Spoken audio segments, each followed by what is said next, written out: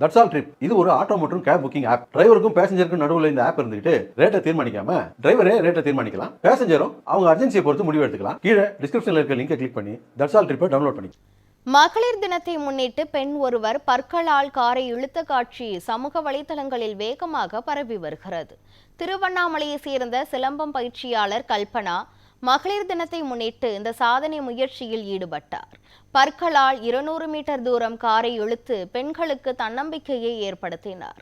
இந்த நிகழ்ச்சியில் இந்தியன் வங்கி மேலாளர் அமீர்ஜான் மற்றும் சிறு கடம்பூர் சுப்பிரமணிய சுவாமி திருக்கோயில் திருமுருகன் அடிகளார் கலந்து கொண்டு கல்பனாவை பாராட்டி பரிசளித்தனர்.